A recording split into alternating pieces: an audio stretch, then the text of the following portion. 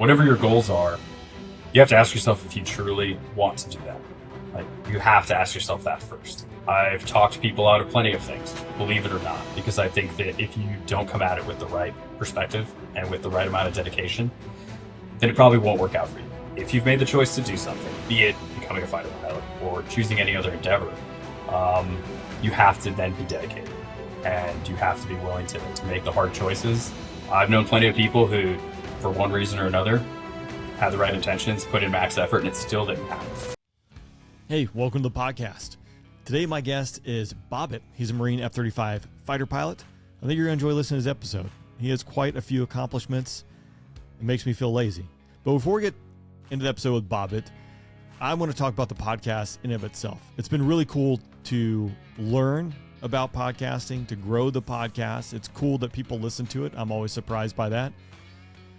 This week, I really think points out to me of why I do this. And Bobbitt and I recorded this back in July. I failed to record an intro, so I'm recording this intro on Wednesday, September 20th. In the news this week, there's been a lot of chatter about an F-35 that flew away by itself when its pilots ejected. So that has garnered a lot of national attention. It did not coincide or intentionally coincide with the release of this episode. But one thing I've been working on with the podcast is giving back, and how can we make life better for veterans, how can we help people out. And one of those aspects is the Guns, Gear, and Memorial Foundation. I was excited to join in at their golf tournament last year and now join the board. We have their annual golf tournament coming up on August 23rd in Sumter, South Carolina. So if you want to join in, if you like playing golf and helping veterans and getting youth involved in aviation, gunsgearin.com is where you want to go.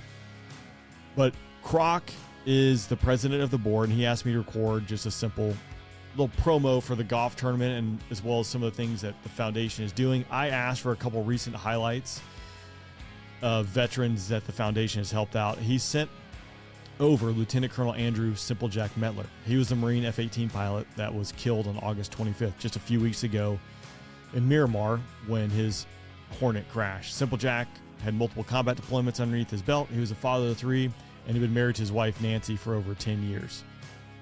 When I got Simplejack's obituary, I saw that he grew up in Marietta, Georgia, just north of where I grew up, attended Georgia Tech, and graduated in 2007. So we were at Georgia Tech the exact same years. We graduated. We probably did our joint commissioning if he graduated in May of 2007 together. So you see these parallels and all these things kind of coming together. The foundation was able to step in and help Simplejack's family out right away, from helping with counseling and paying for expenses, things that you don't often think about that unfortunately I've learned as well as watched happen over my career. Bank accounts get frozen. You're dealing with absolutely the worst possible imaginable thing in your life, and something as simple as your bank account being frozen that can't be unfrozen without going to probate or dealing with lawyers adds a tremendous amount of stress to a family. So the foundation is able to step in and help in scenarios like that. So if you're interested in giving back and helping out our veterans in need in a variety of ways, Guns Gearin provides a great avenue to do that. You can do monthly, you can do one-time donations, you can join into the golf tournament, etc. And then a second pillar is helping youth get involved in aviation. So it's a great cause. And honestly, when these parallels and these stories kind of weave across one another, like I never would have met Bobbitt had I not done this podcast. I never would have probably been involved in Guns Gearin had I not done this podcast. So for me, it's very rewarding to hear these stories, to capture these stories, and then to be able to give back and help out in some small way, hopefully. Thank you to everyone who's left ratings and reviews, who follow the show over on Apple Podcasts and Spotify. Following the show is a big deal too, so that helps the algorithm show people might be interested in this podcast and listening in. Thanks to all of my Patreon supporters for supporting the podcast. Hopefully they're enjoying the There I Was stories. If you're interested in those live on Patreon as well as Apple and Spotify, but Patreon is the best way to go about that. I think that is a long enough intro for today. Check out the newsletter. Check out the new Lowdown weekly podcast that comes out on this channel as well, which talks a lot about the things going on in the newsletter. If you're liking those or there's a topic you want to see in those, send me an email. You can find that over on the afterburnpodcast.com via the contact section. You can fire a message to me, and we'll get rolling with that. Oh yeah, we got a blog over there too. So that being said, let's jump into the podcast. Tower declares pitches, release you, runway 4 left, wind 040 at 5, clear for takeoff. Seats high, altimeter 0 eyes, we're clear for takeoff, clear for the airspace. Viper check 2. My brand ramp curve was at 354. So then, lights on. Next pitch 16, 13,000, I'll give you some of that. Viper 1 target. Bobbitt, thanks for joining me on the podcast, man. Like I was thinking earlier, I think the last Marine I had on the podcast, he was like chucking grenades as the Viet Cong had overrun their FOB. So, I mean, there's a little bit to live up to, but just I'm looking at your bio, MIT Aerospace Engineering, F-35, F-35 demo pilot. It's quite the resume, so I know it's going to be impressive just to chat with you. Thanks for joining me. And I just kind of gave it a little bit of the highlight, but can you give me just a little bit deeper than a surface level bio of who you are and what you're doing today? Rain, let me start off with saying thanks. Appreciate being here. This is it's an honor to be on this podcast. You've had some, as you already alluded to, you've had some really accomplished folks who've seen and done a lot on here. So let's just say that not sure if I'll live up to that, but I'll do my best how I can. A little bit about myself. So relatively non-standard kind of way to enter into what I've done. My parents are both diplomats, so grew up overseas, traveling a lot. I then went to I'd always wanted to be a Navy jet pilot, believe it or not. I figured, want to fly fighters, and what's the opportunity to get closest to where we actually are in combat? And I was like, I'll fly off of Navy aircraft carriers. And then I went to a high school that was Marine Corps themed, and it's a boarding school. We had drill instructors, much like the previous guest you had. My drill instructor in high school was a veteran of Quezon and had 2 Purple Hearts. So the bar was set high for expectations.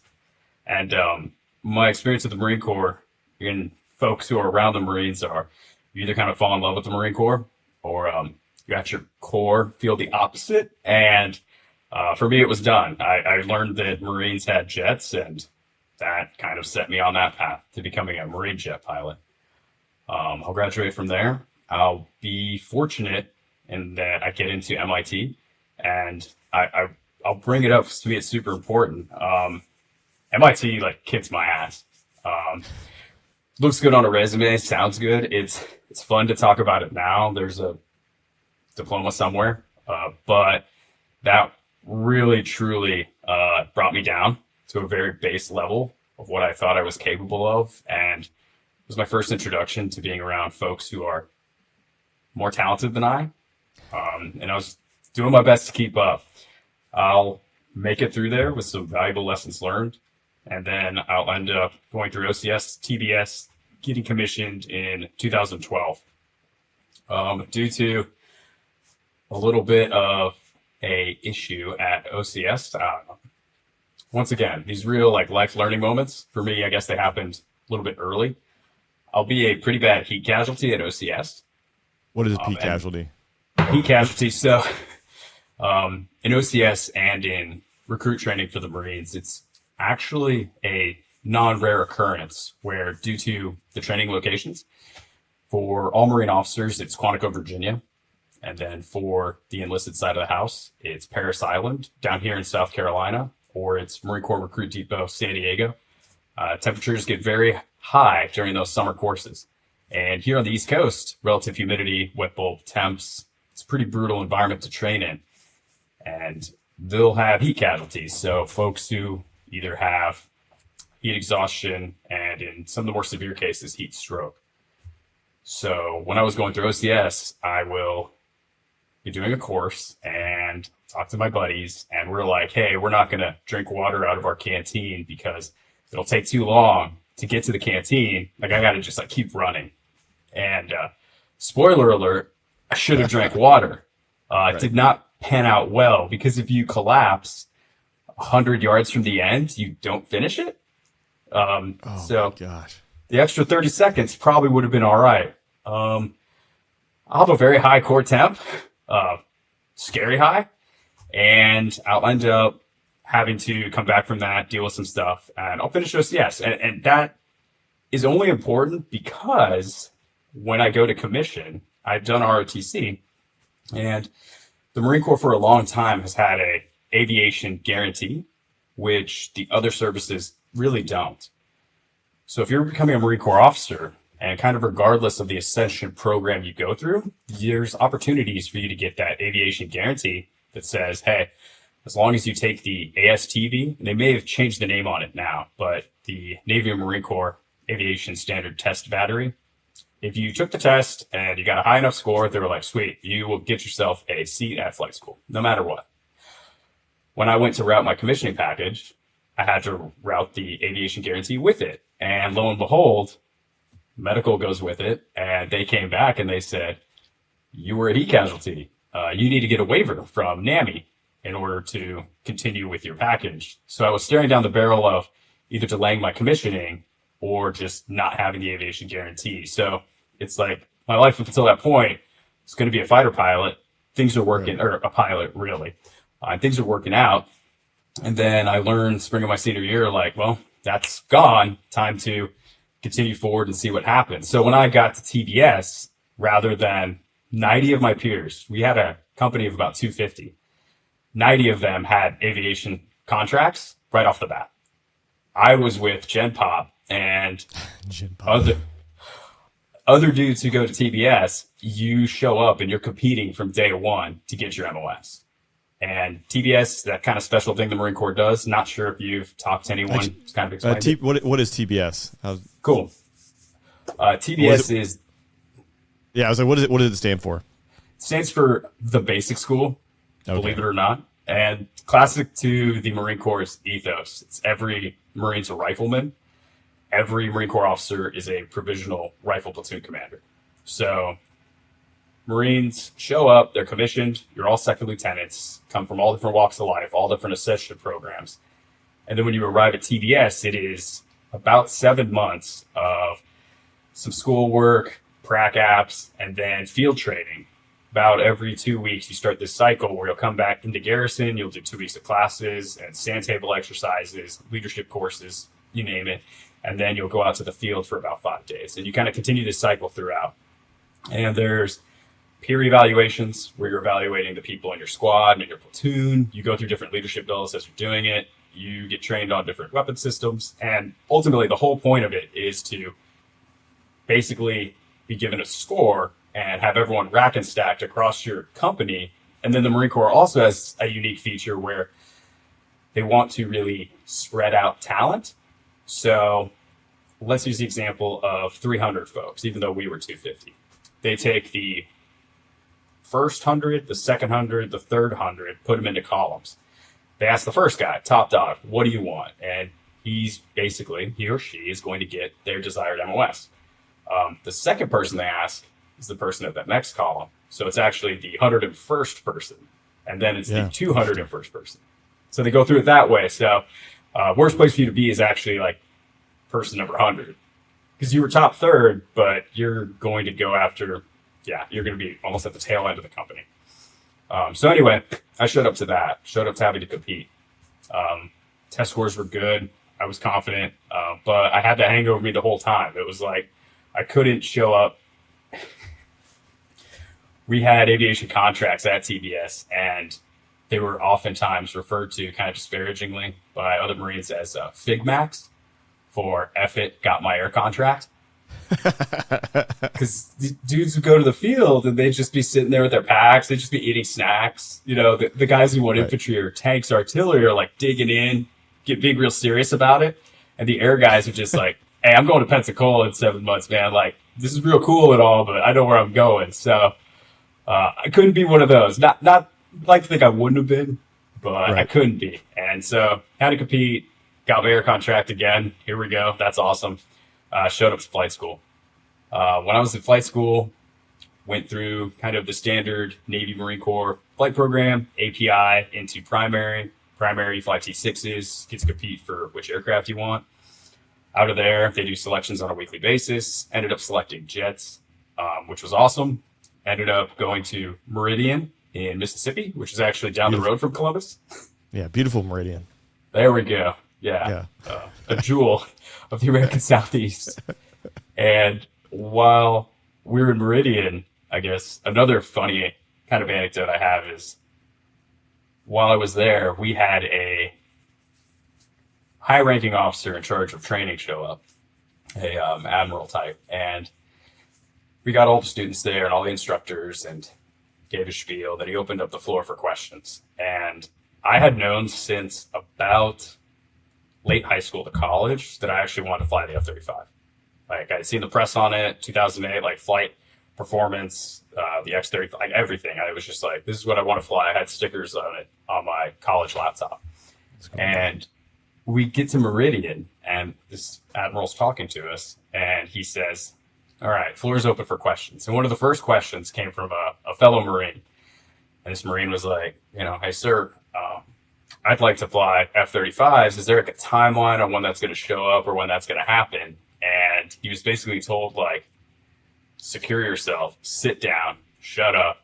You better get ready to fly a Hornet or a Harrier, because that's what you're going to fly. Like, I don't want to hear about F-35 questions for the rest of this, Q&A. So that was, I was like, okay, thanks. I was like, hey, thanks for asking, man. I have no further questions. And then lo and behold, less than 6 months later, the first F-35 guy actually selected out of our sister squadron in Kingsville, Texas. And then we had a guy select F-35, Marine, in Meridian as well. So it's like within my timeline, just in front of me, the kind of gate opened. And there was no warning on our side of the house. It just happened one day. And even while I was there, it was on the dream sheet eventually, but I'm sure Air Force does it in a similar fashion, that y'all learn when your class all receive your selections. Is it like that? Like you guys all find out at one time? Definitely a couple of themes like that. But to start with that piece, it definitely you have no idea what's going to be in the drop. And the way it works, there's Columbus Air Force Base, Vance Air Force Base, Laughlin, INJEP at Shepherd's, kind of a little different beast. But I'm forgetting one of them, I'm sure. Whatever. But, so those drops all happen. They all coincide. The graduations, assignment nights, they all coincide with one another, more or less. There are some changes as the Air Force is experimenting with different types of pilot training. Let's go back to like when I was in pilot training. So all those would coincide. There might be 100 students that are graduating across all those bases at once. Well, there's going to be 100 assignments that go into it, and each base gets divvied out those assignments. There is some swapping that can occur between flight commanders. So the captain or the major who's in charge of your pilot training class, your flight, they can do some one-off trades like, yeah, Bob, he really wanted an F-35, and there's another guy, and he got a Viper, or he's going to get a Viper, and there's someone advanced who really he's number one in the class and really wants a Viper. His dad flew it, this is all he wants to fly, but he's going to get an F-35. They can do some of those swaps, but you have no, say. And the funny piece, too, what you mentioned is 6 months out, the Admiral's like, don't even talk about it. Just how fast things can change. It feels like today that's even more so. Like your time frame going through pilot training, how rapidly the pendulum, it seems to swing from extremes. It does it, I'm not there in pilot training in the Air Force anymore, but all these things are happening really fast. And if you look at even like a more of a strategic level, like what's happening in the Air Force, I don't know, maybe March time frame, it was just like, hey, we're closing Kadena. All F-15s are coming off the island, and now we're going to start doing these theater security packages with Raptors and F-35s to Kadena. But, Kadena's been around with F-15 since the late 70s, and it was just like overnight, hey, it's done. All those things are happening at, it seems like, a fairly increased frequency and faster pace than it was happening before. So I think moral of the story, as I ramble on, is right place, right time, right qualifications, and there is a decent amount of luck in being in that right place where, yep, we're going to start dropping F-35. So that's interesting. I want to jump back, too, just a little bit. It's interesting to hear you say, you obviously going through the P school and then to TBS with having the heat stroke or heat event, whatever you want to call it. Heat exhaustion. Heat exhaustion. That's exhaustion. In my book, yeah. Yeah. Because, dude, that's the other piece.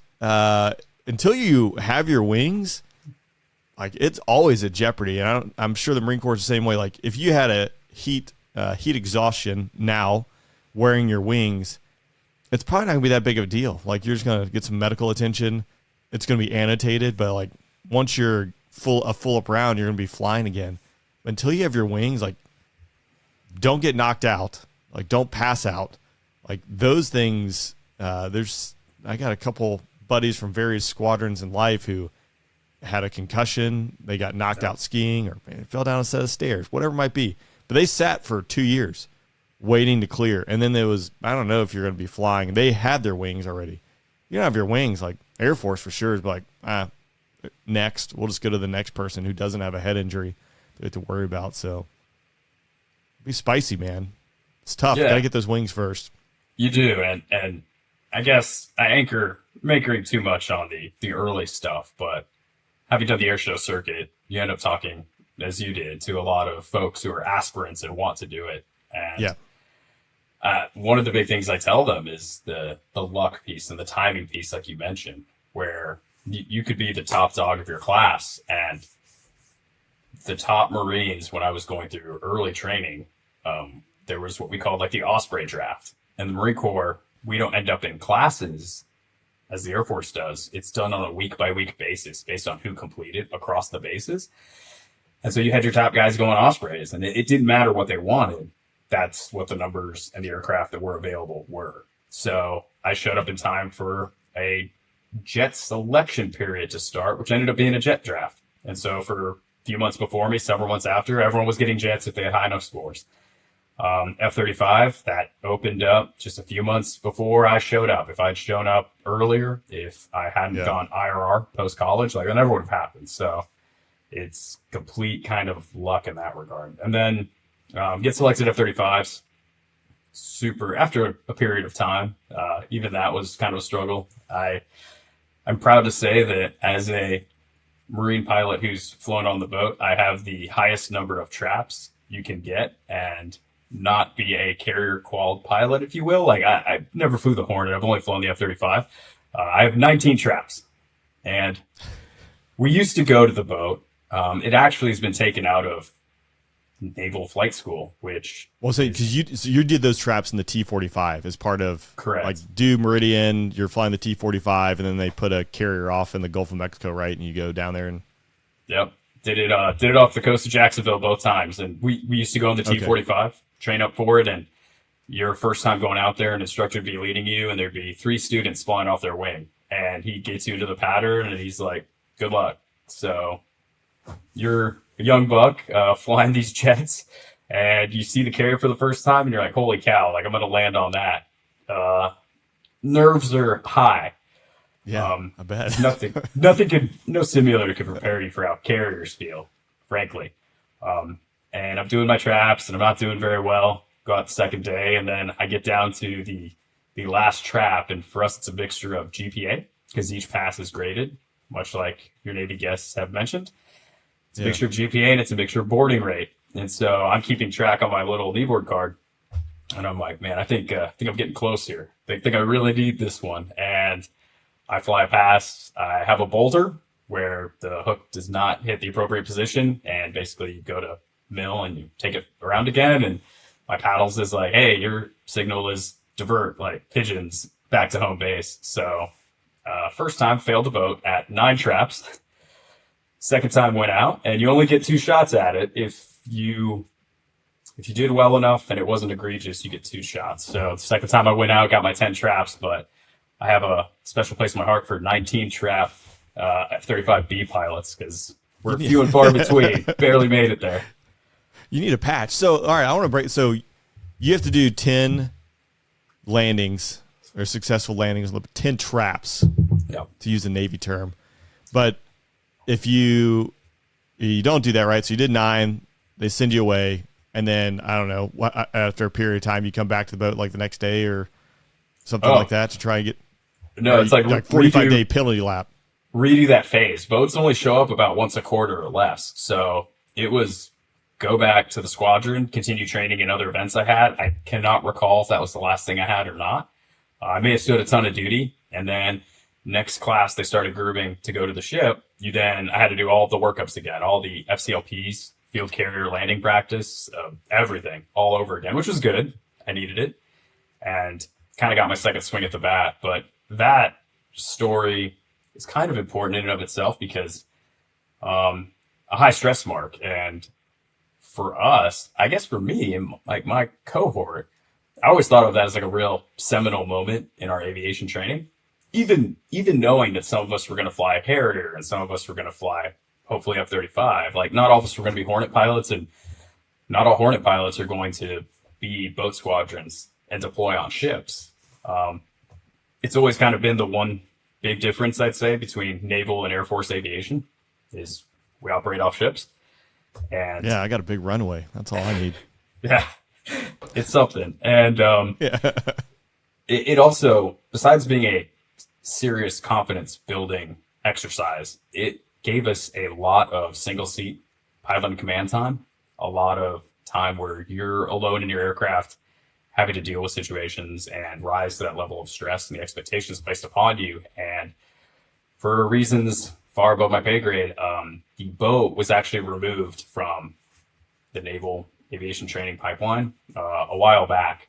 And we've seen the effects of that where I am now as an instructor, just because the young pilots, they don't have kind of that trial by fire and that level of solo experience.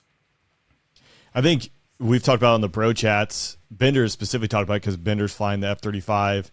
There's different, they always like, there's different periods of time where things get removed from the syllabus in pilot training. Like when I was going through T6s, one of the things you had to do was emergency landing patterns and simulated flameouts. So as an instructor, you would be over the working airspace, and there's all these little, civilian airports. You would, as a student, you'd have to do like 2 or 3 of these somewhere in your like initial contact training, where the instructor would pull the engine to idle, and you'd have to manage your energy to safely land this plane. Right? You wouldn't touch down, but it's a skill set. It's something a tool to throw in the tool bag. Right? That, all right, maybe they're flying a C-17 later on down the road, and all right, they got 4 engines.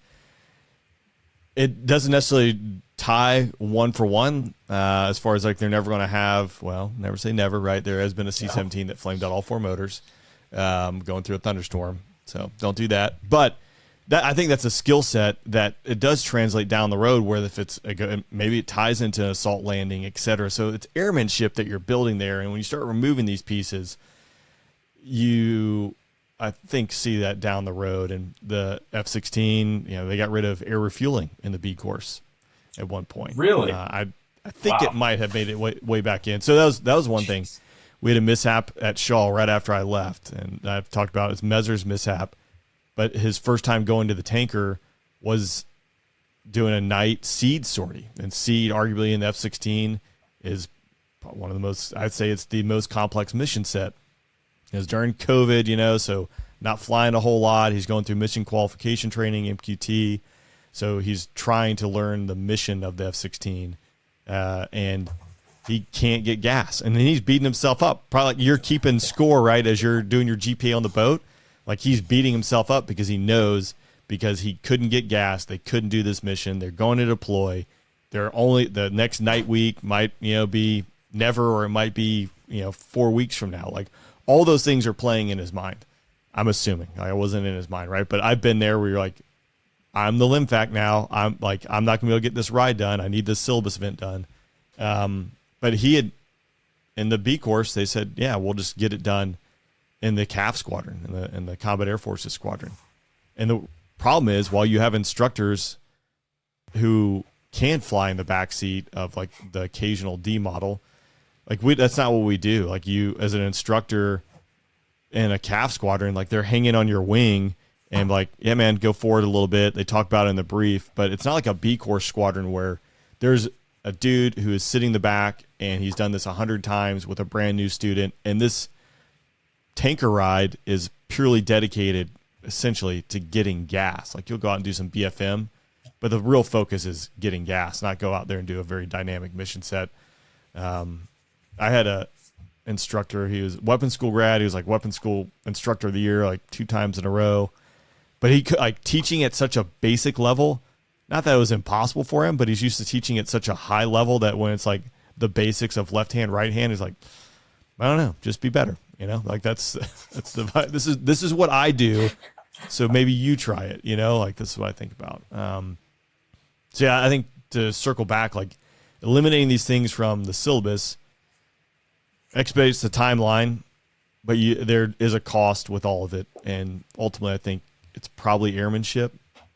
And I do asterisk this before I end my rant here is there's advantages. Like, so all my buddies who flew the Strike Eagle, the A-10 or the F-16 that went to the F-35, they say students coming out of the B course are equivalent of like a 4-ship flight lead when it comes to running tactics. Like, hey, here's your lane.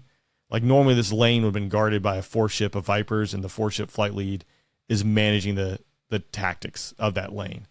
But now you can kick a wingman who's brand new in the F-35, and he's got the lane or she's got the lane and can see everything. But again, here's your Nokia phone in the Viper versus your iPhone. Like, oh, sweet, I can actually see what's going on. In the Viper, you're just fighting tooth and nail to like, I think that's my sort.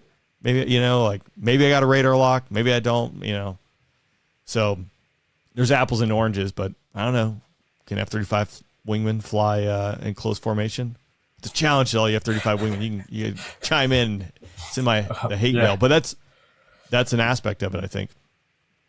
No, you're hitting the nail on the head too. I think something that's very important, and I meant to preface it earlier. I will say the caveat of anything I've said thus far and everything I will say is my own personal opinion, and not the express opinion of the United States Marine Corps or the Department of Defense. I have it on my website, so I got the blanket statement, which it's guys in the squadron who are at this level talking about it, right? Like it's not. Oh, I'm not in the Pentagon with these strategic level decision makers, you know. So there's other pieces to this. And this is just the take of an instructor pilot. Yeah. So, kind of a unique aspect of the F-35, and I assume I've been meaning to ask a Raptor guy. Don't know any personally, but at least as far as the Navy and Marine Corps are concerned, the F-35 is the first fleet aircraft we've had that does not have a 2-seat variant, period, dot. It's a single-seat aircraft. So the fact that we have to take our students out of flight school where they flew the T6, T45, they've always had an instructor in the back seat, and their first flight with us is going to be it. There's no one there to take the controls and kind of bail them out of a situation.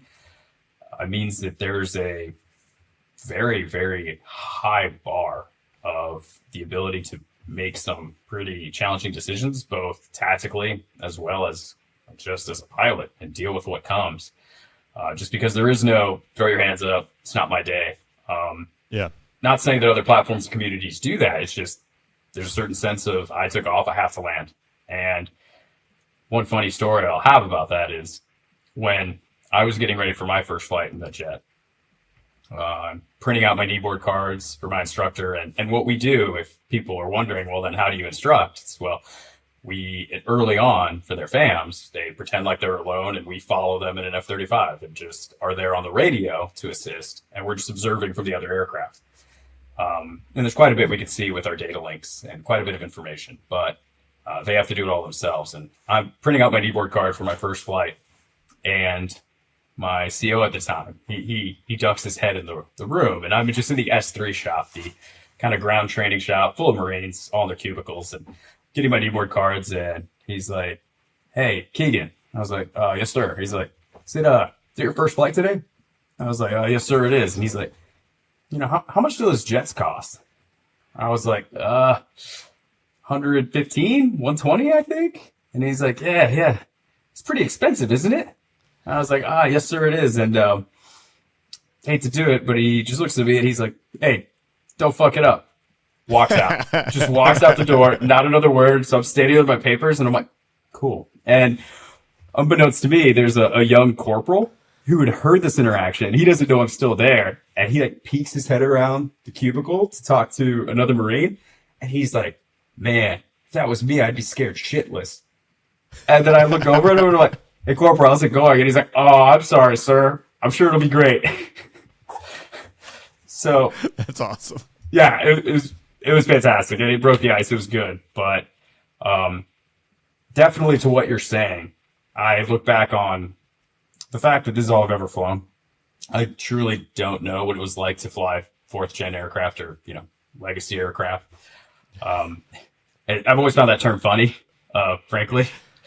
Like It's a marketing term. absolutely right. Like legacy, it's like I mean everything that's whatever. But anyway, Bender will say the Raptor is legacy 5th gen. So, but I mean, the 4th gen, 5th gen, that's all marketing and brilliant marketing. It is. And I've had Raptor guys call me MRM deficient, which I do get a chuckle at. 'Cause they hold 6, we hold 4. But yeah, no, the whole point of that is that I had to actually seek out an understanding of what 4th gen pilots see and what their scopes look like, what their displays look like, what kind of information is being displayed to them.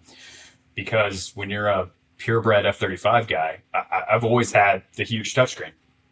I've always had fusion where all of our systems are all working in tandem. And when they work well, it's brilliant and it's transparent. Guys will talk about like R block 10, 20, and they'll talk about backseaters running numbers and recommitting and doing all this magic in the back and nothing like a good backseater in CAS.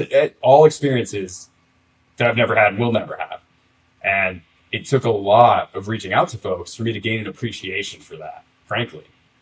Even when I was in Yuma, we had 2 Air Force exchange pilots with us. We had a Ghost Whitey and a Slider Newman. Okay. I think they were Viper dudes out of Kunsan. And when they showed up, they were talking to me about lofting with their flight leads to take shots and like staying in visual formation. And it's just like, I'm like, oh, that all sounds insane. Like, no chance, paddles. I'm going to do my thing. So when we take these young pilots and try to make them into, combat ready wingmen, it's kind of what your previous guests have said.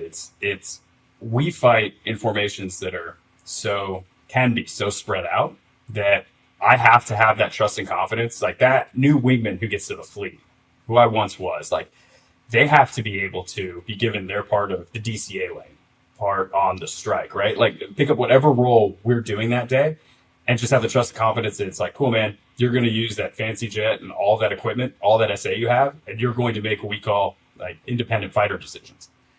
Because ultimately, mutual support is crucial to us. And there are times where I'll be able to pitch in, but the immediate tactical challenge that you're presented is mostly going to fall down to you.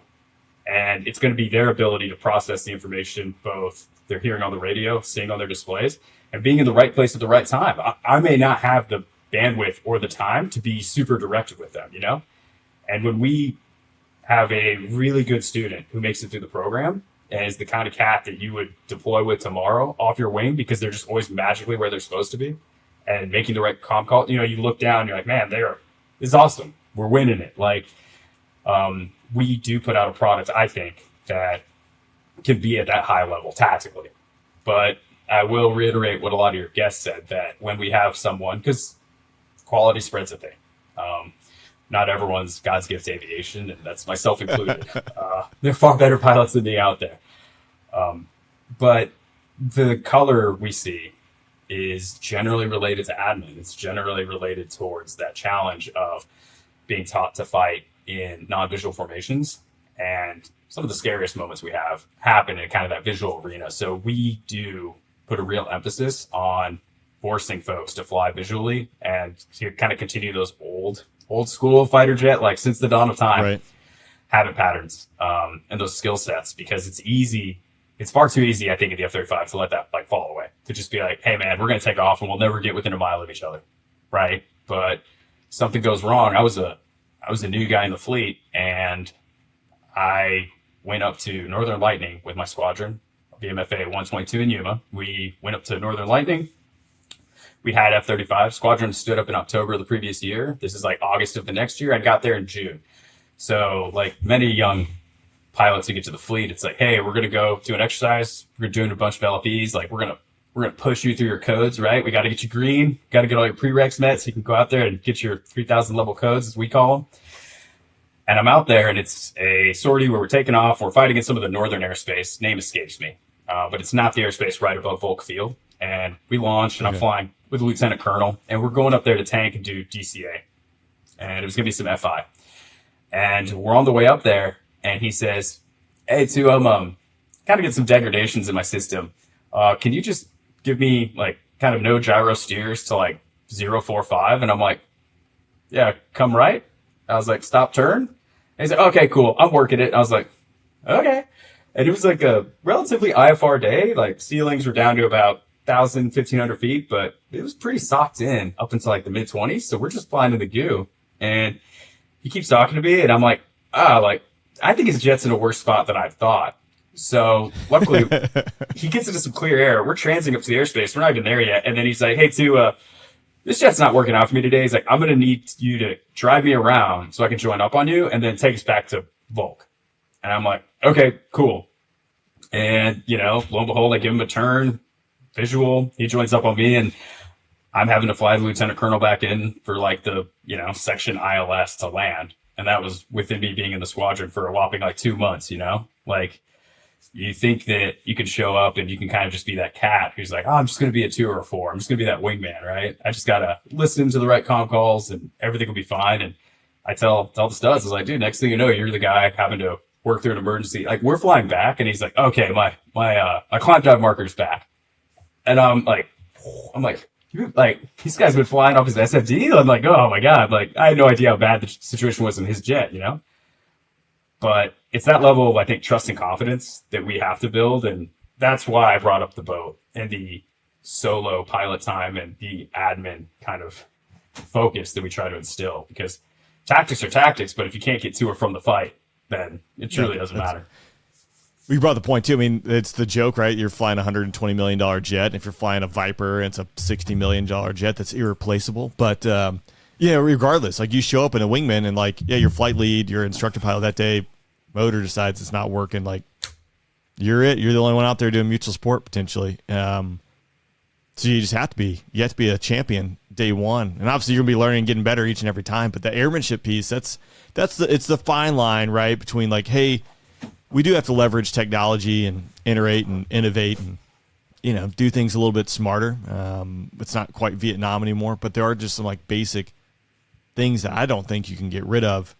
And irregardless, like whatever you get rid of, like that's if you get rid of one sortie, right? That's one less hour in the air. That one you're potentially exposed to something that was different that you didn't know about. You had the aha moment, or it's one less hour of like building that skill set, sitting in the seat, being able to manage a dynamic 3D, 4D environment, whatever you want to call it. That potentially down the road can reach back in that tool bag and pull that tool out. Like, oh yeah, this is sweet. So it's expensive bet. It's funny because I want to make sure I phrase it correctly, but our jets here at 501, they are older. I mean, they're not in terms of, the F-18s, F-15s, F-16s that are flying out there. Old is, once again, a relative term. But they are some of the earliest model jets that the Marine Corps had that have been upgraded from software all the way from, I think, potentially even have like some 1A jets. I flew some of these when they were 2B jets, and now the fleet's 3F, and there's other TVs associated. F-35 talk. Yeah, the whole F-35, like we just, at least in the virus, like block 10, block 15, block 20, block 25. Like, it kept it simple. Like now I'm like 1F, 2F. I don't know. This is a block. This is a 0. Like what? I don't understand. Oh, we got HMODs, TVs. We got all kinds of acronyms. Our program loves acronyms, and regardless, it's a military thing. It is. Our jets are older, and they have issues. And what I want to phrase correctly is, I don't want students to have EPs, but having flown here for 2 years and having run the gamut of either EPs that I've experienced or that students have, both are actually like such valuable, like invaluable training experiences. Because a student has an EP and you're there, and sometimes you got to talk them off the ledge so they don't go GQ, as we call it, general quarters, naval term, like kind of lose their minds. EP, emergency procedure. So they got something wrong with their jet, yeah. Something wrong with their jet, and like sometimes you gotta kind of hand puppet the student a little bit and be like, hey man, like start descending. Hey man, I need some more speed, right? Like speed up. And then it's like, whoa, brother, like slow it on down. We don't need to come home for the straight in at 400, man. Like this isn't going to end well. And then you get on deck and the student's a little shaken up and you're just like, hey man, like handshake, like nice job today. Like that may have been your first real EP and it's not going to be your last, but it gives them, like you said, it's all about the tools in the toolkit. And it's about overcoming that adversity and getting your experience with it, right? That first time you really scare yourself and you go to bed or you try that night and your kind of heart's still racing and you're still thinking about what happened. It's like those are the experiences that truly to me pay dividends, because when you see those things in the future, you're able to come at them from a much more calm and collected place. So to a sense, I do like when something happens to my airplane or my students, because I'm like, this is good. Like this is one of those moments to where hopefully you get to the fleet and hopefully you don't make it all the way to combat before you're experiencing that. Hopefully you're able to train to it, have a happy day. And I know that you're that much better off for it, you know? Yeah, absolutely. And for those listening, the most important thing is to sound good on the radio when you're having an emergency, you know, because they're going to play that one back in the accident board. So if you pack it in, at least you sounded good going in. I want to pivot here a little bit. So you get kicked out the door, your F-35 qualled. Can you talk to me about some of the deployment stuff? Because you did OIR and then Somalia. Were those coincided together, or is that two different deployments? So I only did the one deployment when I was with 122 in the fleet, and similar to what you were talking about with word shifts, timeline shift, I received a call when I was finishing up training, like, hey man, it's good you're coming out here in June. We're going to deploy like that winter. And then it became the next summer, and then it became that winter. And I showed up summer of 2018, and dude, everything that happened, also throw a little COVID in there. We don't end up doing our workups until the summer of 2020, in the middle of COVID, which was its own challenge. And I will preface this by saying that this deployment, it was a MEU, Marine Expeditionary Unit, so the 15th MEU off the West Coast, and even our voyage plan changed. Like we, here in advance, we get briefed where we're going to go so we can kind of think about that, kind of tailor our training towards the AO that we're going to be operating in. And even that shifted, and COVID really made things very challenging. But we set sail, and initially it was game plan. We knew we were going to spend some time in 7th Fleet, and we were going to sail around in the Pacific. We were going to stop by Japan, Hawaii, like get refuels, refits. Like ships need to, many times, generally the U.S. Navy has a very impressive logistics operation they're conducting worldwide at all times. So there's a lot of things you can receive at sea, such as fuel, food, mail, all of that. Either ships will pull up alongside, they'll either connect the cables and run all that stuff over. They'll have helicopters come and drop it all off, do vert reps. So a lot of that you can get while you're still sailing, but some of it you will pull into port briefly. Some of the heavier items, some things that can't be airlifted. And so we knew we were going to go to some places, but we combined our 2 last workups with our deployment because of COVID. It was such a struggle to deal with the ROMs, the restriction of movement, and COVID protocols, and that's a new one for me. What's ROMs? Man, go classic. So make an acronym out of that. Oh man, and not fun. Like I will preface all this just so that if any of my tone comes across a certain way, it's the way it was. But we were going to combine our last 2 workups with the deployment itself. That's a super positive way to look at it, because I don't know. I was talking to my buddies who F-35s, and they were just telling me like the briefings and like the shenanigans that went on. Whatever. I'll say it, but it sounded like a super painful time. Like I would jab a pin in my eye if I was walking around the squadron and had to go sit in a brief and do this and that, and then how they're managing people, so close contact. But again, it is what it is. I hadn't heard ROMs though. That's a fun one. Yeah, before we got on board the ship for our last workups and to set sail and do all of the fun stuff, we were ROMed on base for 2 weeks, and I lived 12 miles down the road, and we'd already been restricted to our residence. So it's not a commentary on that policy, just merely not a great way to start a workup. And to This is just how it was. say goodbye to your family. It's just how it was. You say goodbye to your family, and they know you're in a building 12 miles away, and That's rough, them's the bricks. But Yep. we end up on the ship. We do our workups. We set sail. And like I said, we kind of had our voyage plan. We knew that we were going to end up in the Arabian Gulf. And we set sail at the very beginning of November after getting on the boat in October. And then around the middle of November, I think at this point we had done a quick stop by Hawaii first, then Japan. We basically received short order tasking to basically beat feet, steam as fast as the ship can when we're not doing flight ops, because the ships have to vary their speed for flight ops. But it's like, hey, spare no delay, go and get off the coast of Somalia so that we could conduct operations supporting Operation Octave Quartz out there. And we get briefed this in the middle of November, and it's like, oh, okay, and when's this all starting? And it's like, hey, you guys are going to be there December, get there. And so short order tasking, within 2 weeks, we're off the coast of Somalia, and then we're doing operations there. And kind of given a TBD with that. It was just, we're going to be there. We're not exactly sure how long. And Operation Octave Quartz was the relocation of DoD assets as well as some Allied force assets from certain bases in Somalia to other locations. And how that worked out for us and our piece in it. Also, there was a carrier that showed up later and was conducting similar operations with their Hornets, and I had a buddy on that carrier as well. We basically were placing ourselves in the overhead, ready to provide casts in support of any kind of hostilities that popped up, or if there was any kind of threat that showed up that day, because Al-Shabaab had been quite active in the time previous to us arriving.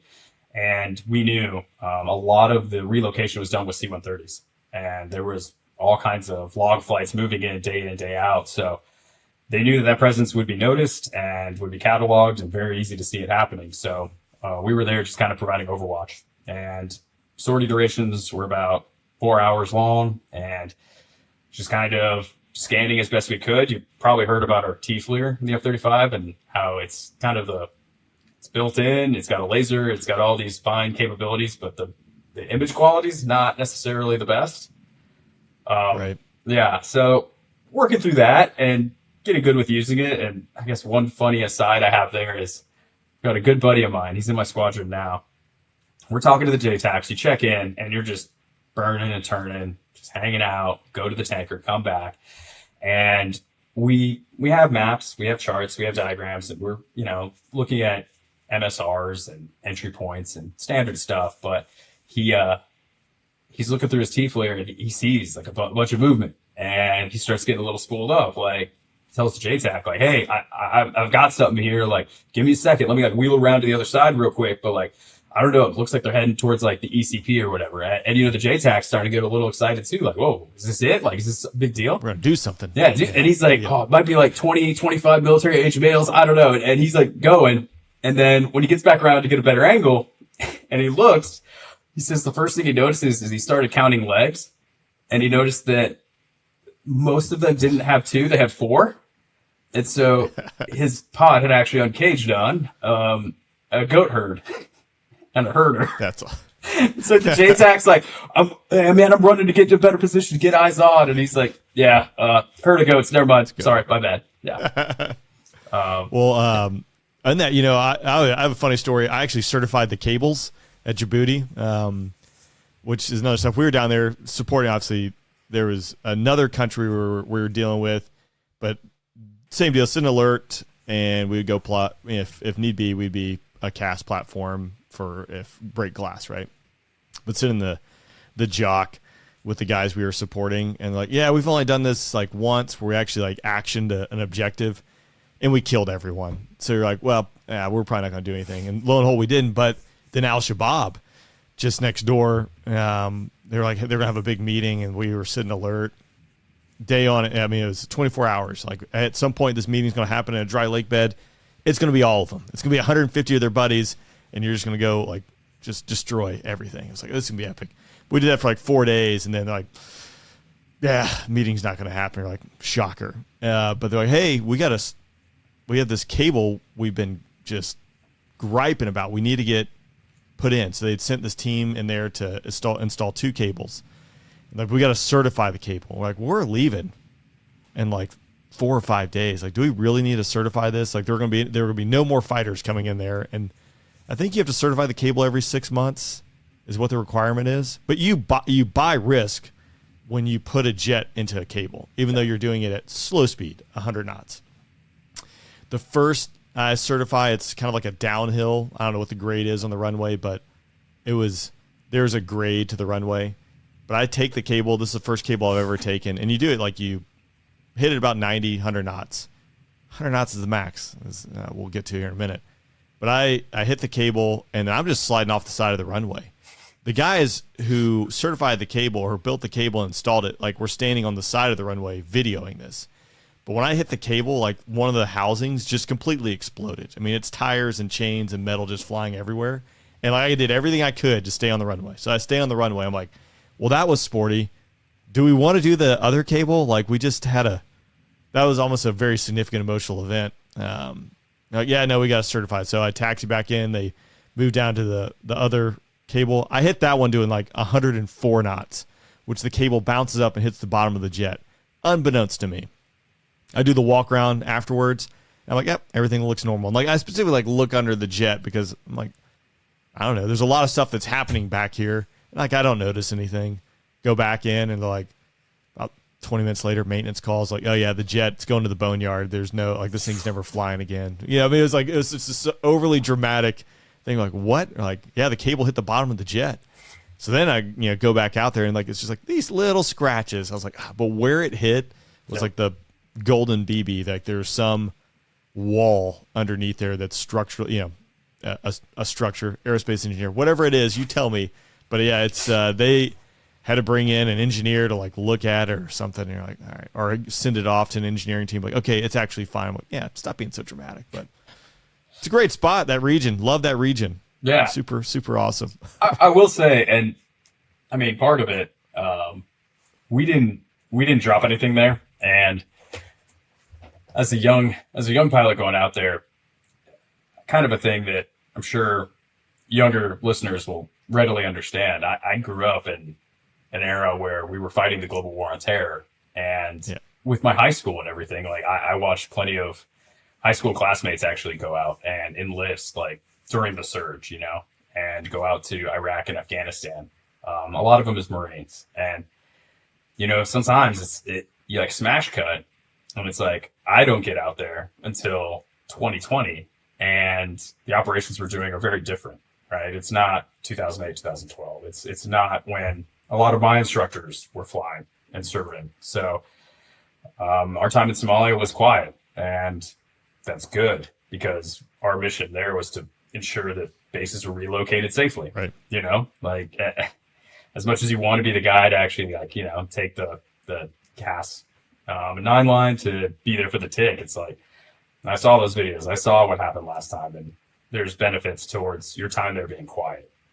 And Somalia, 100%. we also found out that our jets were limited in what we could carry at the time. So we basically had GV-12, GV-32 in our gun, and 12's 500 pounder, 32's 1,000 pounder. And frankly, Somalia just didn't look like how I imagined it would. I kind of imagined it being much more arid, and there was more greenery there than I really expected in the fall. Honestly, a beautiful country, and the population centers. Coastline's amazing. Yeah, and the people, the population centers, I mean, they're big, and it was kind of roundly told that we're like, what's your smallest weapon? And we're like, 500-pound bombs. And they're like, not for what we're dealing with. If we're dealing with like a network of folks communicating via cell phone and having meetings on motorcycles, right? I mean, they're smart. They adapt. Yep. Adversaries are certainly not fools. And they knew to place themselves in places to where a 500-pound bomb is not the answer to that, frankly. And we were kind of, it's the first time I wasn't expecting to hear that, where it's like, sorry, your weapons are actually, they're too much for the situation we're here for. So that was a quiet time. After that, we were there for about a month, 6 weeks. And then we transitioned to the ag. So sewed in through the Straits of Hormuz, and then we conducted about a month of operations in the Arabian Gulf, which is where we'd always been expecting to go. Somalia, we just did that a little bit earlier.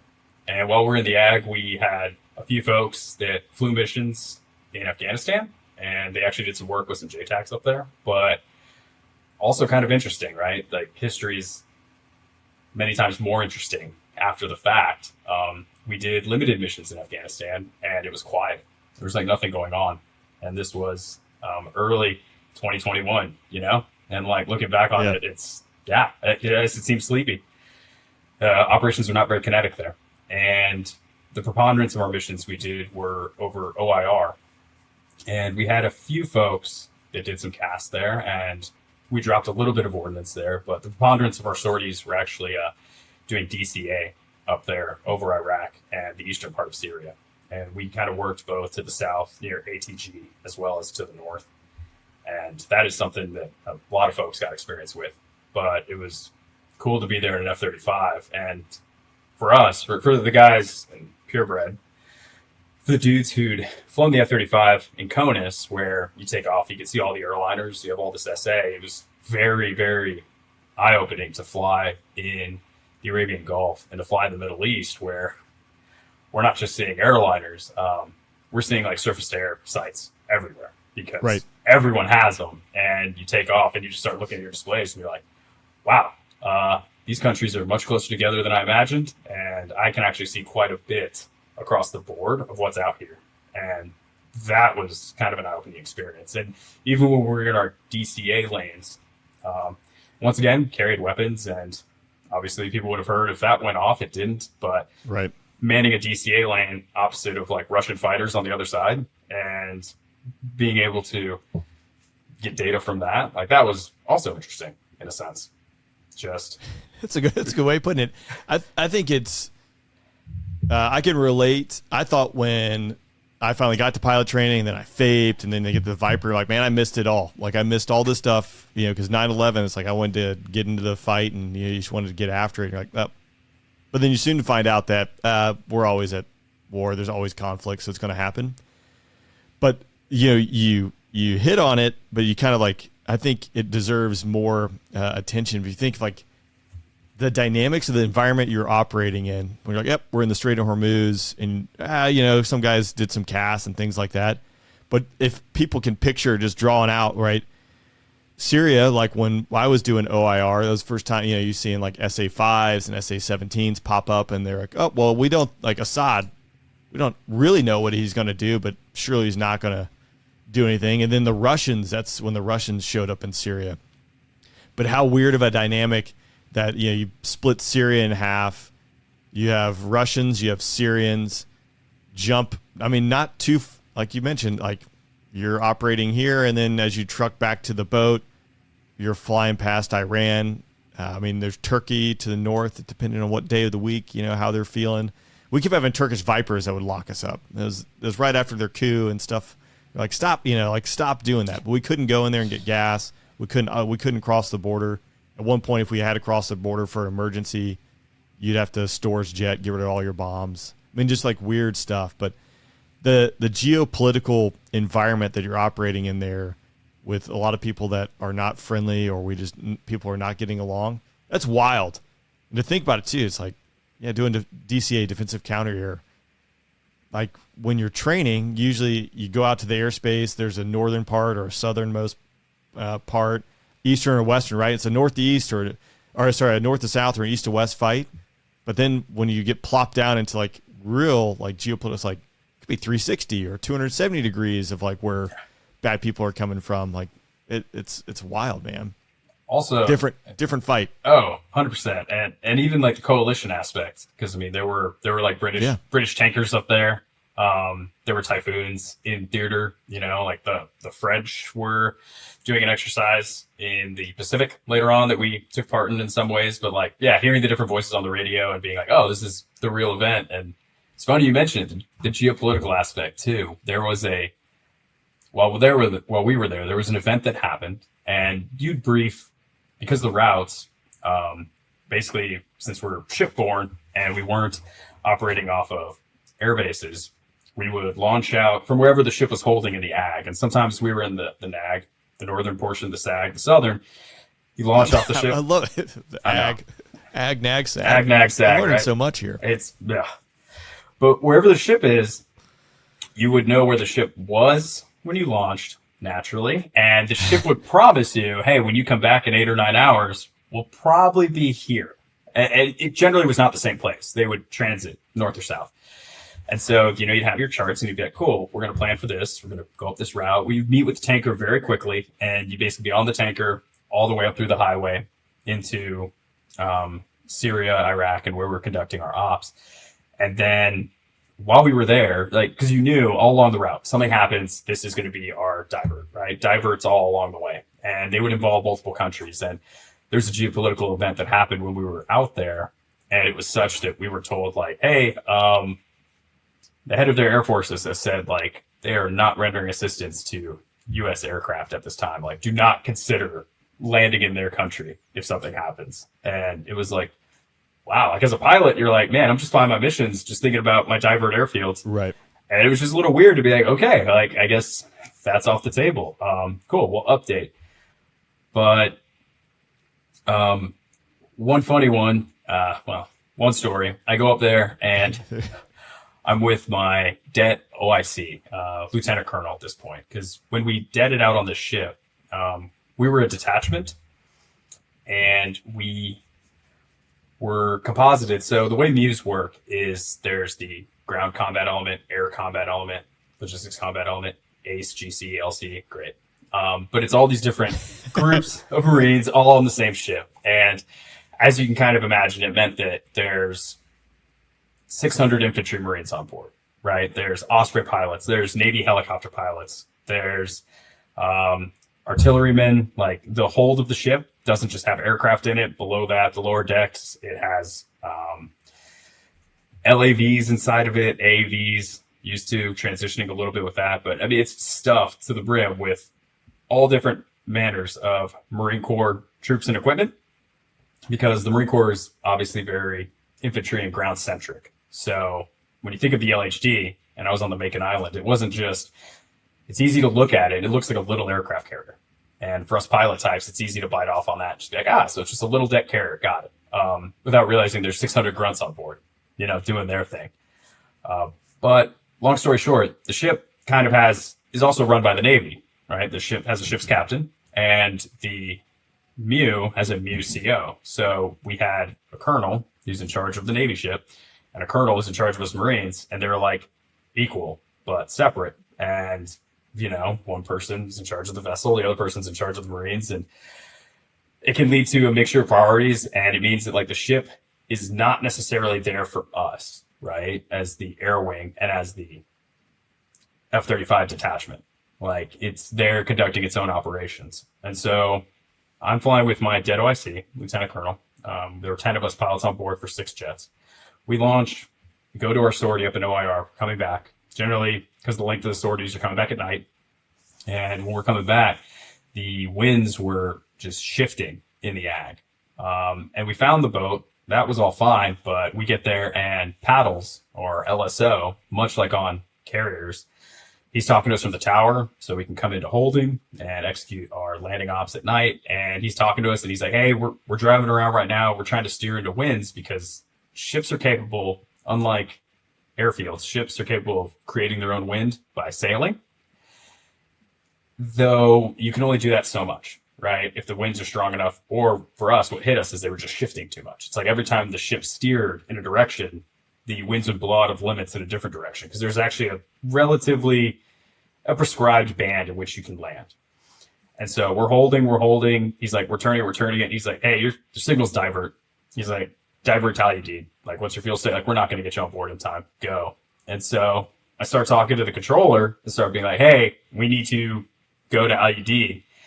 And they're like, okay, who are you? This, that, the other. And we're just working the comm flow. And the controller's like, hey, I'm talking to Duff. I'm talking to them. They're kind of asking why, what's going on. And she was kind of insinuating. She's like, if you said a certain word, it would really help me. And I was like, no, not yet. Min fuel. We need to get over there. And just doing this back and forth, won't switch us to approach control. even though we're like 50 miles away. We're like right there. And we're talking. Yeah. And then eventually it's like, hey, they want to know, do you have any weapons on board? I'm like, yes. It's like, what kind of weapons? I was like, missiles and bombs, man. Both aircraft. Like, we're loaded. And long story short, we ended up getting in there. It's a non-issue once we get all the comm flow and the tenseness over it. But we're like landing and thankfully we got hooked up. Like the guys working like the like Val line equivalent out there, like those dudes, awesome contractors showed up, helped us out. And they were asking, they're like, wait a minute, like, where did these planes come from? Like, what is this on like your tails? Because, you know, we actually have the ship on our tails. And I was like, yeah, we're from, I didn't know that. Yeah, we're from the Macon Island. And they're like, what's that? And I was like, it's a ship like over there. And they're like, you guys came from a ship? You know, it's just weird because they're used to, I mean, plenty of not used to that. No, and plenty of Marine units, they like have dirt deaded out to the Middle East. You know, my buddies in Harriers went there both on views and also went there as dirt deads. So, yeah, I kind of explained to folks, it's like, we're on a ship, man, just over the ocean over there, believe us, get gassed up, head out the next day, not an issue. But it's, the ship ops are just that like interesting thing that's always a little bit different when it comes to operating out there, you know? And this goes back to what we were earlier talking about the admin piece, you know? It's like, you've got to be able to, no matter what your mission is, if you're coming back to a ship, like there's a certain level of performance you have to be able to do. And that uncertainty of, is it going to be where I think it is? Are the winds going to be good? Is it not going to turn away from me when I'm trying to land on it? Because that does happen, you know?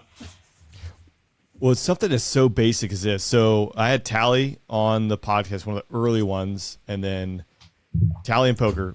Poker's our weapons officer. They both have fuel issues over Syria. It's like back to back, and they're like, all right, I can't remember if it was, I think it was Poker had the more serious one. They're both serious, you know, with fuel, but they ended up diverting into Saudi Arabia. But it's a field that we had the airport diagram for with some frequencies on, and it was like a no kidding, like it's a piece of concrete out there, so you really like you need it if you're going there. But it's at night, and something as simple as like clicking the CTAF lighting, you know, which you learn getting your private pilot's license that not necessarily everyone gets in the Air Force anymore, but knowing to like click it 7 times or 5 times or 3 times for the intensity, that, you know, they needed that in order to see the runway to get in there. And then same deal, you know, it's like you didn't expect to go here, they didn't expect you to be here. You got bombs in your jet. It involves the State Department and all sorts of stuff to get these jets turned around and get them out of there, get them fixed and get them out of there. Dude, spicy. It can be real spicy real quick. Yeah, I want to talk like boat landing too. So I talked to some Harrier guys, like F-35 when it comes to hovering on the boat. Like I know the Harrier utilized water to cool. Is there a certain time limit you have to get on the boat? Where he's like either like, hey, you got to cool down, or are you using water? How does that work? I've never talked to a B model guy. So I'll preface this by saying that this is where some of the key benefits of the F-35B actually like completely come into play.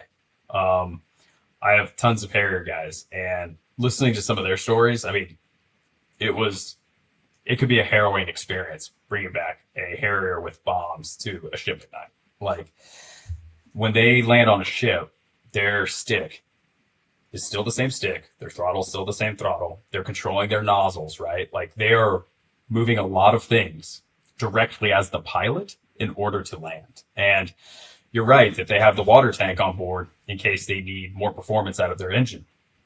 They can burn their water, but they are mentally having to remember and transition how they're controlling the airplane, but it is still flying a lot like an airplane. The F-35B, we have, and all aircraft have control laws. I don't know to what extent everyone talks about them, but we talk about our clause for control laws a lot. And our jet, as best it can, tries to seamlessly integrate the various clause into one another so that as you as the pilot, as you've made a few selections on your switches, you are now entering a different claw. So you have to understand how your controls have changed at that point. But it's all happening transparent to us relatively. Right. So like lowering the landing gear, powered approach claw. Now we have auto throttle available to us. If you put out your AR probe for aero refueling, because naturally as a naval fighter, we have a refueling probe and we do probe and drogue ops. You enter the refueling claw and your speed brake has changed, and we have a virtual speed brake. We don't have a real one. So, Right. yeah, like our control surfaces will deflect to give us the sensation and the performance of a speed brake, but there's no dedicated piece of metal that comes up into the airstream like other aircraft. So all that's happening in the background, all to lead into when we convert into STOVL. So we hit the button that in the A is their hook button, in the C is their hook button. For us, it commands the jet to enter STOVL or to exit STOVL. When we do that, initially, we have an envelope in which we can convert in and out. But when we go from normal CTOL mode to STOVL mode, at first, the claw is transparent. I mean, up and down, still up and down, left and right, forward, like you're still controlling your speed with your throttle.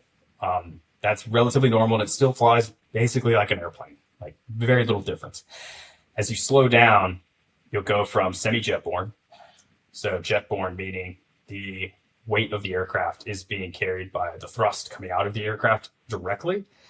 As you slow down, less airflow over the wings, less lift created by the wings, to eventually, in a hover, right, we're at the full opposite end of the spectrum where you're jetborne only.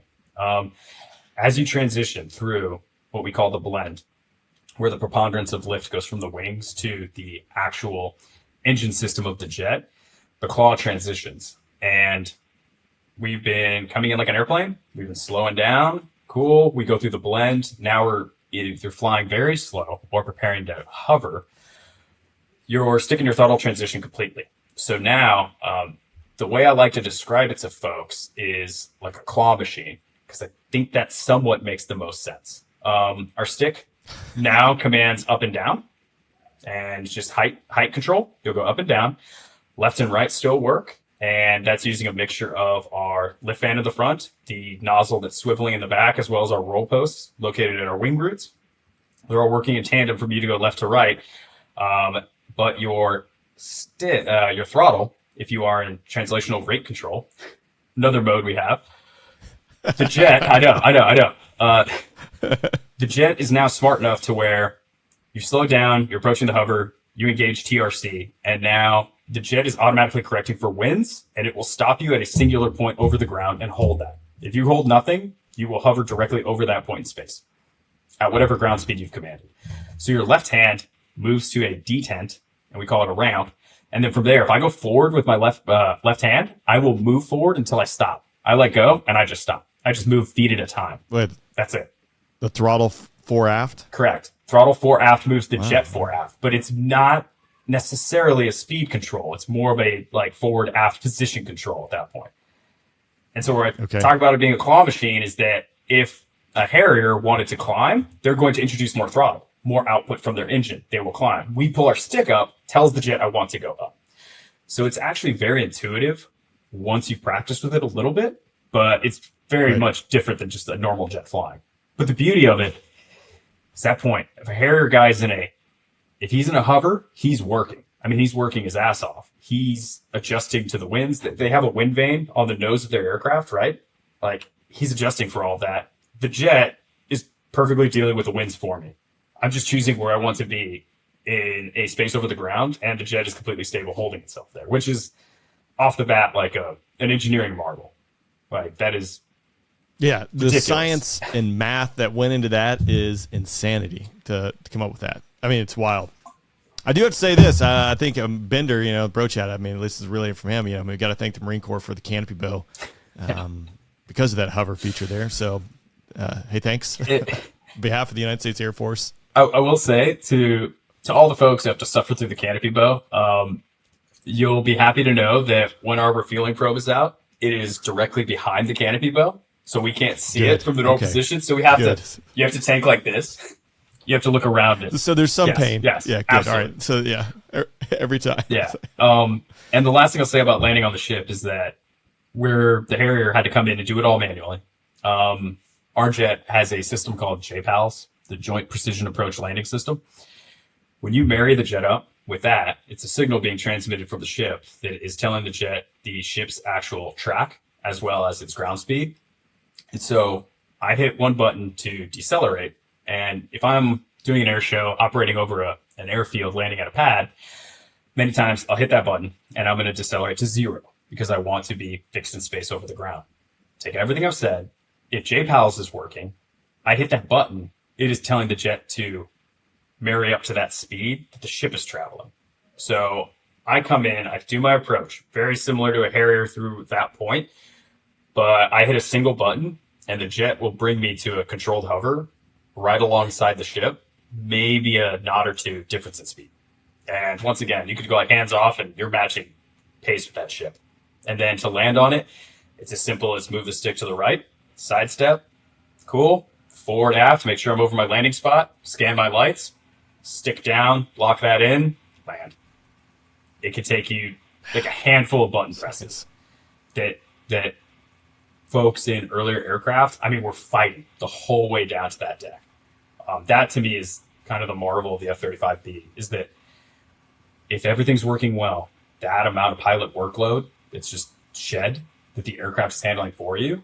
I mean, when you've done your 9-hour, 10-hour sorties, right, you're gassed and you have to find the ship at night and everything's challenging. I mean, making the last few, like the last minute of that easier is awesome. Well, what's awesome about that is you have to make the plane easier to fly. Like, I think the F-16 is easy to fly, but I imagine the F-35 is easier to fly. It allows you to focus on the tactics and like complex problem sets and being a better tactician and employer of weapons. Now, all everything I think we said before about airmanship, like that doesn't go away. So it's finding that blend of how do you build solid airmanship? How do you leverage that? So when things don't work, you know, do you have to lead someone back on your wing to do a formation approach? And God forbid landing. I don't know why you'd land in formation and just go around and drop them off. But I mean, maybe there's a time. Like that sounds absolutely terrifying. But it's impressive to see the technology and like how it's evolved and like what is possible today, I think.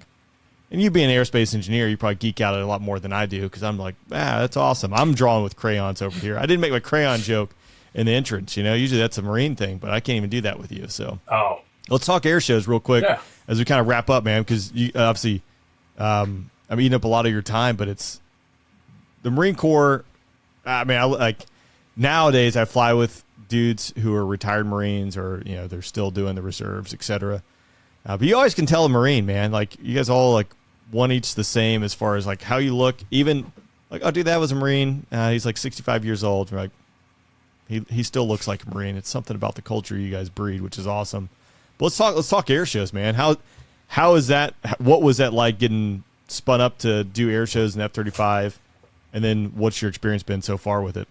Cool. So a little bit of background that I think is important to get out there just to set some context for the Marine Corps F-35B airshow program. Previous platforms and current platforms do take part in air shows, from our helicopters to our Ospreys, the Harrier as well, but we had never really had a full-blown like FAA certified aerobatic air show. At least not in this generation. I can't speak for the far past and different fighter platforms we'd had, but in the modern era, we didn't. And there was a Marine who back in 2018 was like incredibly, I think, prescient and forward-looking, and he was a test pilot, Lieutenant Colonel Champ Guyette, and he was working with like story career, test pilot, done a lot of amazing things. And he was working with the development of 3F and the expanded performance envelope for the F-35, which, to give you a little bit of like roping it all together, when I started flying, we were flying 2B aircraft and we had a 5G limit on the jet because it hadn't been tested. So I learned something that is very different than what the students we're training now learn, but he saw an opportunity. And with 3F coming out, and going to all the variants, the Marines were just an early adopter. We were the first to get F-35 to IOC, and great. But he saw an opportunity here that Lockheed Martin had developed. There was a civilian test pilot who had basically developed a profile and wanted to use that as the model for the aerobatic profiles for the DoD F-35. And the Air Force was buying into it. And he was like, Marine Corps should buy into this. Like, this is a great opportunity for relatively low cost. We can do this and we can be part of that. And so we actually bought into it at the same time that the Air Force did back in around 2018. This profile came out, first debuted at the Paris Air Show. You know, great acclaim, but also as a way to highlight that 3F is like, here's the true envelope of the F-35. Here's what it can do. Because in its early years, as we all know, there was a lot of, it can barely fly. It's got all these issues. You know, it can't even turn. Right? It gets outrated, gets outfought. And there were real limits early on. But he bought into it. So the program was created based upon that test profile. And Lockheed Martin ran simulations and did all kinds of engineering analysis for us to build out what is like a very comprehensive profile, showcasing our performance and all the maneuvers that we do. But that ended up resulting in demo qual within the F-35 community. And early on, it's kind of a shift in models. Early on, there were only so many shows, other TMSs, type model series as we call them in the Marine Corps and Navy, only so many shows that those TMSs were doing, because like I kind of alluded to, they were individual fleet squadrons picking up shows, right, as able, you know, not really directly tasking units, just saying we need to fill these units would apply for it. And so moving over to the model of getting F-35 certified to do it, we also started to do a model that's more similar to the Navy. Whereas y'all's demo teams are kind of, I believe, I know I've talked to Bayo with F-35 Alpha, and I know she's attached to Hill, and that's where she operates out of. Right. Where were you out of? Were you out of Shaw at that time? I was at a Shaw. Okay, so the way, the Air Force does like singletons. I think, and so the civilian test pilot, Billy Flynn, I think so you're referring to, because he flew the show in Paris. He was a Canadian Hornet guy, then Lockheed Martin Block 60, like bringing that online, and then F-35 chief test pilot for Lockheed Martin. But he's been on the show, so they listen, and people can go back to that. And also he's been on the Bro Chat. But the way the Air Force does, 4 demo teams, F-35, F-22, F-16, A-10, and it's just one pilot for 2, or in Bayo's case, like 4 years. Right place, right time. She nailed it. But we learned out of like mishaps, and especially the Viper, with guys who we kind of did it like the Navy way back in the day, where there might be a couple different demo pilots, or you were the demo pilot and you still were full up in the fighter squadron, doing fighter squadron things every day, and then going to an air show, and we killed 1 or 2 guys and realized like, let's just make that their sole job. So we've adopted kind of the Navy's model, where our fleet replacement squadrons, FRSs that do our B courses, they basically are going to be the ones who are the demo program. The demo teams come from them, and it's those pilots who are instructor pilots during their day jobs go out and do demo. So Gotcha. There's pluses and minuses to both. There's 2 different ways to skin the cat, but at least right now, with that program being developed, being bought, us getting into it, and then COVID happening, right? Air shows, like, come on, got kiboshed for a hot minute there. Yep. So we had limited opportunities to really go out there and create a team and really participate very much until this year. And this year was the first year they really kind of turned it on. And we were directed from higher, like, thou shall actually support these and do the demo there. So this is our first year, 2023, where like we actually are an F-35B demo team.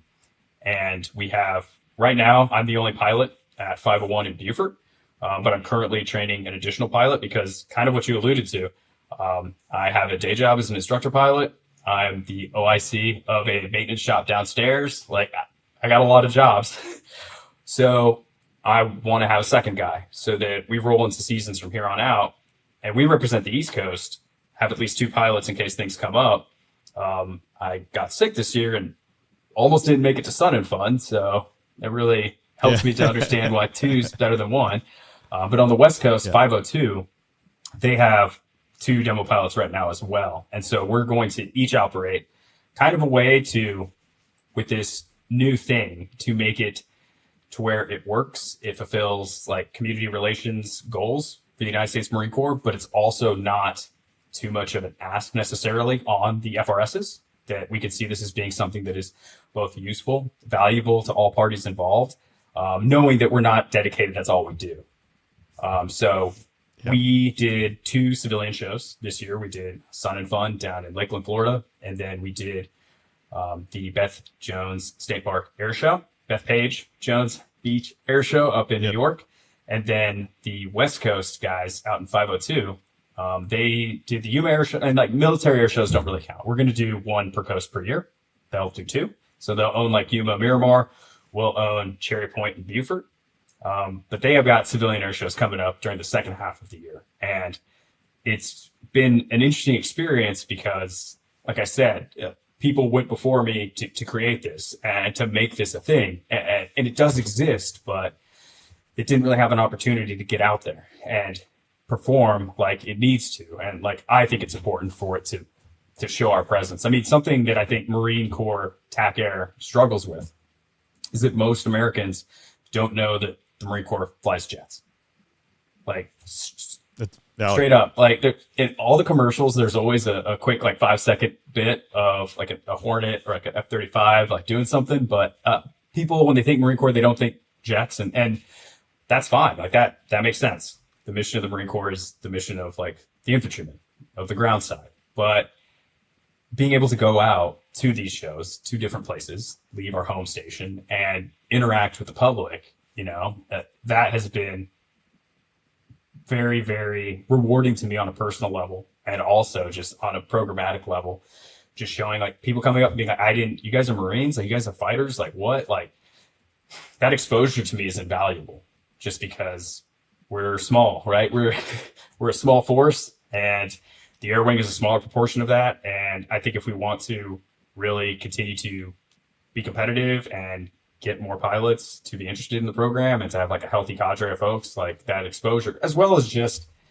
getting out to meet your fellow Americans, is like crucially important. So yeah, absolutely. Most people don't get to be that close to anyone in the DoD, let alone get up close to multi-million-dollar fighter jet. And demo's a weird beast too, like you said, like not being too taxing on the FRS.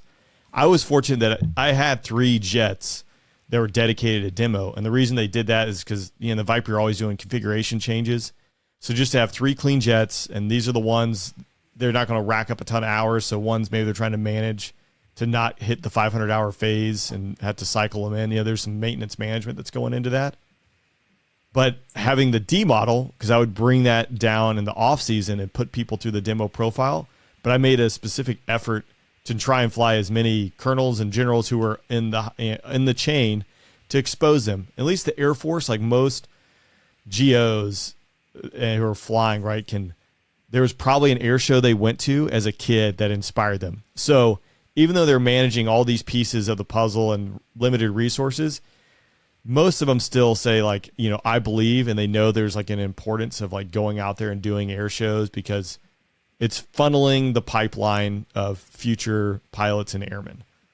But you're still a resource drain. Like you're a huge resource drain. And then when you break a jet somewhere, like it's not your demo team maintainers that are, like maybe you're leaving 1 or 2 behind, but you're probably requiring a truck bed full of equipment that someone had to pick off the shelves, parts, pull it from jets, load it, ship it with a MRT, a maintenance response team. So like you're a burden and a resource drain when it comes to doing this demo stuff. But I do think it's important, as you just alluded to, going out there and actually interacting with your fellow Americans, letting them get up close and see what their tax dollars are, paying for, at least a part of them, So yep, that's good stuff. It's about the balancing act that you. Are you? Yeah. Sorry. Do you have any more? So you're done with air shows minus Cherry Point, because Beaufort already happened this year. Yeah, right? yeah, we did Sun and Fun, Beaufort, and then we did New York. Okay. So the East Coast is done for this season. Our West Coast folks still have a Kansas City air show coming up in August, and then they'll be doing San Francisco Fleet Week later on in the fall. That's a fun one. Yeah. You go to West Coast. That's a fun one. As a West Coast guy myself, it kind of breaks my heart that they're doing that. But East Coast is great too. Yeah, that's great. It's all good. This is where you need to work Miami and then San Francisco, because those two, it's like Grand Theft Auto, like where you're like just raging around the Golden Gate Bridge or ripping down the government cut in Miami. It's like, this should be illegal. And in fact, most days of the week, it is illegal unless you have a waiver. So there you go. That's it. One funny thing about the demo is, because obviously I did interview for, and, F-35 base. For F-35B pilots, the first time you hover is pretty awe-inspiring. It's interesting. You're like, wow, this 33,000 pound vehicle is just floating on a pin. But after that, it becomes normalized and it becomes benign and no one cares about it. And the tail end of our demo, if folks haven't seen it, we come in for our delayed hover. We descend, face the crowd, face back the runway, and then we'll do a pirouette. So we'll do a 360 degree spin while translating aft down the runway. And other 35B guys are like, yeah, whatever. Like, cool. I can hover too, bro. Like, don't really care. But honestly, from being out there with the civilians, I tell everyone, I was like, look, everything we do up top, that's the Alpha does that, and the Alpha has 9 Gs, so the Alpha's probably doing it a little bit better. But the hovering, I was like, that's the thing that no other platform, barring the Harrier, can do. And even the Harrier doesn't do a pirouette. So it's funny. The thing that like the pilots themselves don't really find is very interesting is the thing that like I always get the most feedback from civilians. Because they're like, I saw a jet hover. They're like, that's insane. And my pilots are like, yeah, that wasn't that cool, man. But so it goes. Yeah, I see it hovering. All I see is the canopy bow when I see you hovering out there, Yeah, fair. But people love it. They love to see a plane hover. It's something about it's that thing that I'm sure you know, and the other pilots who've been on know. It's like you always gotta remind yourself of what it is we get the opportunity to do. Because if you're not careful, you take it for granted, right? You 100%. You're going to fly again, gonna go do another mission, and like you always have to, I think, remind yourself. A buddy of mine is the one who told me. I didn't come up with it on my own, but he's like, you just can't forget that there's plenty of folks out there who would like do anything, pay any amount of money to have the opportunity to do what we're fortunate enough to do for like a single day. And I try to instill that in the students as well, and just be like, never take it for granted, never lose sight of what you may consider mundane or everyday to actually be something that is very, very few people get the opportunity to do. That's what I mean. Part of the reason doing this podcast is that aspect. And it's surprising, like when you ask like a buddy, like, hey, you want to do the podcast? Like, I don't have anything to say. I'm like, dude, like 99% of the people will never even come close to a jet or hear anything like what you take for granted, like just going to the airspace and some shenanigans going to the airspace, or just just something so benign that's just putting on your pants to go to work.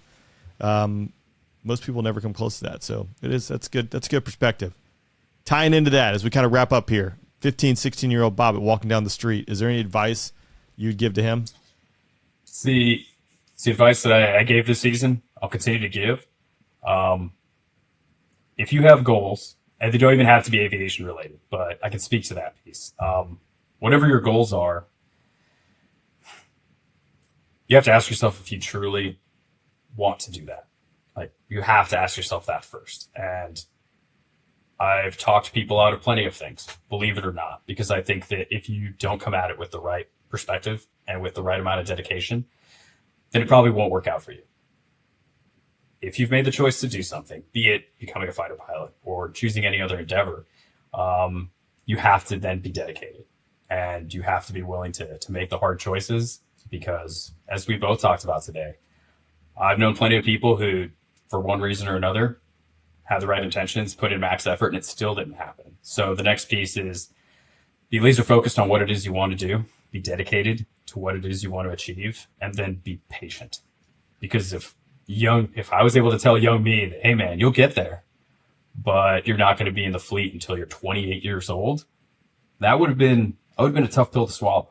Like, I would have been like, I thought it would happen a lot sooner. The thing is, the road is winding and twisting and sometimes a lot longer than you think, but just kind of never giving up on that and always remembering that if that's truly what you want to do, to stay focused. And if it seems like a door is closing, realize that there's probably other doorways to continue down that path that you may not even know about. Like, don't let those setbacks dishearten you. Where there's a will, there's a way, in a big sense, would be what I tell myself. 100%. Dude, Bobbitt, I appreciate it, man. Thanks for joining me on the podcast. And thanks for just sharing a little bit of your story, man. I enjoyed it. Thanks for having me here, Rain. It's been great. 15,000 Aviation about it.